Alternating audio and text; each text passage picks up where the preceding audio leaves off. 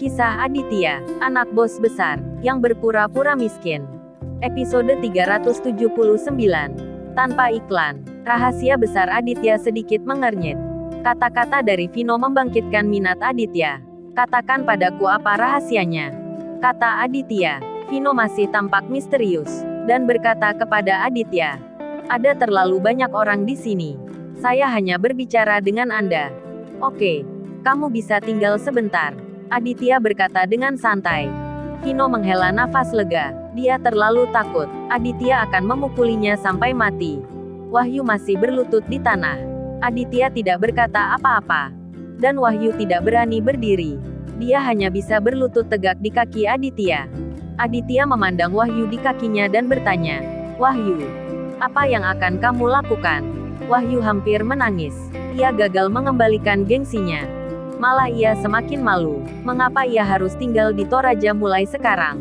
Tapi ini sudah tidak penting lagi. Yang penting, apakah Anda bisa keluar dari Hotel Hau hidup-hidup hari ini? Tuan Aditya, lakukan apapun yang ingin Anda lakukan terhadap saya. Saya benar-benar tahu bahwa saya salah. Ketika Wahyu mengatakan ini, dia bahkan tersedak, menutupi wajahnya dan menangis. Sialan, Aditya sangat terkejut. Wahyu benar-benar menangis. Melihat Wahyu seperti ini, Aditya benar-benar tidak bisa berbuat apa-apa. Bagi Aditya, dia tidak takut dikerumuni orang lain. Apalagi ancaman dari orang lain. Tapi dia paling takut orang lain menangis. Dan berpura-pura menyedihkan di hadapannya. Apakah kamu mengatakan bahwa kamu seorang lelaki tua, berbadan besar, hanya bisa menangis? Aditya memandang Wahyu dengan tenang. Dan berkata, ketika Wahyu mendengar ini, dia menangis lebih keras. Dan berkata dengan berlinang air mata, Tuan Aditya, saya tidak dapat membantu Anda. Saya benar-benar tahu saya salah. Semua orang tercengang. Tidak ada yang menyangka Wahyu akan berperilaku seperti ini. Aditya mengamati kata-kata dan ekspresinya. Dan menemukan bahwa Wahyu benar-benar tidak terlihat seperti sedang berakting. Karena Wahyu mengetahui kesalahannya dan dapat memperbaikinya. Aditya masih ingin memberinya kesempatan.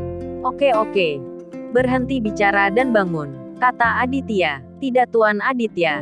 Jika Anda tidak memaafkan saya akan berlutut sampai mati di depan Anda. Wahyu masih penuh energi, mengangkat wajahnya, dan berkata dengan keras. Baiklah kalau begitu, kamu berlutut saja di sini selama sebulan. Jika kamu bangun, kamu akan aku pukuli, Aditya berkata dengan tenang. Penglihatan Wahyu menjadi gelap, dan dia hampir pingsan. Masuk akal, jika dia begitu emosional, bukankah seharusnya Aditya memberinya kata-kata baik, untuk menghiburnya? Kenapa kamu masih mengatakan itu? Tuan Aditya, kalau begitu, aku akan bangun. Wahyu menyeka air matanya karena malu. Dan berdiri, bawa kembali bangsamu. Pertahankan semangatmu. Lalu lawan aku, Aditya berkata kepada Wahyu dengan dingin. Satu kalimat membuat Wahyu tersipu, dan tidak tahu harus berkata apa. Tuan Aditya, saya bersumpah demi Tuhan di sini, bahwa saya akan setia kepada Anda. Mulai sekarang, jika tidak, saya akan menyerang dengan 5 petir dari Tuhan. Wahyu mengangkat tangan kanannya, dan berkata dengan penuh semangat. Itu tidak perlu, kamu bisa kembali, Aditya berkata dengan dingin.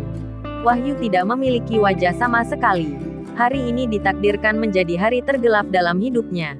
Dia bersumpah untuk setia kepada Aditya. Tetapi Aditya tidak mempedulikannya sama sekali. Dan langsung menolaknya. Baiklah Tuan Aditya, jika ada yang harus Anda lakukan di masa depan, berikan saja instruksi Anda, Wahyu berkata kepada Aditya dengan malu. Lalu pergi bersama Widya dan anak buahnya. Orang-orang Wahyu telah mundur. Dan ruang pribadi menjadi lebih sunyi. Adit mengantar selusin anggota pasukan khusus kembali. Dan hanya ada Del orang yang tersisa di ruang pribadi. Termasuk Vo. Apa rahasianya? Katakan padaku. Aditya memandang ke arah Vo. Dan bertanya padanya. Vino memandang Dilan, Leo dan yang lainnya. Dan bertanya kepada Aditya dengan rendah hati. Tuan Aditya, tolong suruh orang keluar, sehingga saya dapat berbicara dengan Anda. Berhentilah merengek. Apakah kamu berbohong? Biarkan saja Aditya menjadi tidak sabar. Dan berteriak keras. Vino sangat ketakutan, sehingga dia buru-buru berkata, "Tuan Aditya, Anda harus lebih berhati-hati, akhir-akhir ini. Meskipun Ruben dan Martin telah meninggalkan Toraja, mereka tidak akan membiarkan Anda pergi, dan pasti akan membalas dendam. Apakah ini rahasiamu?" Aditya menatap Vino dengan tidak senang. Apa yang baru saja dikatakan oleh Vino hanyalah omong kosong. Tidak, yang ingin saya sampaikan kepada Tuan Aditya adalah bahwa Ruben memiliki hubungan yang sangat dekat dengan kelompok pembunuh api merah. Orang-orang yang memakai topeng kemarin berasal dari kelompok pembunuh api merah. Vino berkata kepada Aditya dengan serius. Aditya tidak bisa membantu, tetapi sedikit mengernyit ketika mendengar ini. Ini adalah kedua kalinya dia mendengar tentang kelompok pembunuh api merah. Dylan memberitahunya tentang hal itu kemarin. Tampaknya penilaian Dian memang benar. Orang-orang yang meringis dan bertopeng itu benar-benar anggota kelompok pembunuh api merah. Oke, aku tahu semua ini keluar dari sini. Aditya melambaikan tangannya kepada Vino, menunjukkan bahwa dia bisa keluar. Aditya benar-benar tidak menyukai orang-orang seperti Vino. Vino tercengang. Bagaimana dia bisa mengira Aditya mengetahui hal ini? Grup Pembunuh Api Merah adalah organisasi yang sangat sederhana dan cukup misterius. Vino berpikir bahwa Aditya pasti tidak mengetahuinya. Oke, saya pergi dulu Tuan Aditya.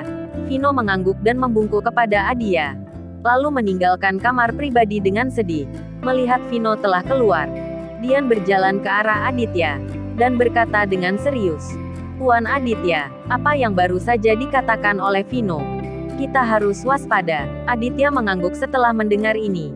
Meskipun dia tidak tahu apa itu kelompok pembunuh api merah, nama itu cukup aneh. Faktanya Aditya paling mengkhawatirkan istrinya dan adiknya April. Lagi pula, karena April Martin menjadi seorang Kasim. Martin juga pasti membenci April.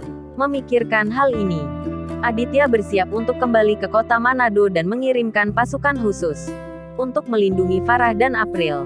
"Ayo kembali dulu," Aditya berkata pada Dylan. Dylan mengangguk, setuju memimpin anak buahnya dan mengikuti Adi keluar dari hotel sore itu. Aditya kembali ke kota Manado. Setelah meminta Dylan dan yang lainnya untuk kembali, Aditya melihat waktu dan melihat Farah hendak pulang kerja. Aditya langsung berkendara ke perusahaan, memarkir mobil di depan perusahaan, dan memasuki perusahaan. Perusahaan kecil ini jarang dikunjungi. Sejak Aditya membelinya, masih setengah jam sebelum Farah pulang kerja. Jadi Adit masuk sebentar. Sampainya di kantor manajer umum Farah, Aditya membuka pintu dan masuk. Farah sedang berkonsentrasi pada pekerjaannya. Ketika dia mendengar suara itu, dia mendongak dan melihat Aditya ada di sini. "Suamiku," Farah menunjukkan senyuman lembut, berdiri dan mendatangi Aditya. Melihat istrinya begitu lembut dan cantik, Aditya tidak bisa menahan diri untuk tidak memeluknya. "Jangan terlalu lelah, pulanglah dulu," Aditya berkata dengan kepada Farah. Dan akhirnya, bersambung ke episode selanjutnya. Jangan lupa subscribe channel ini ya. Terima kasih.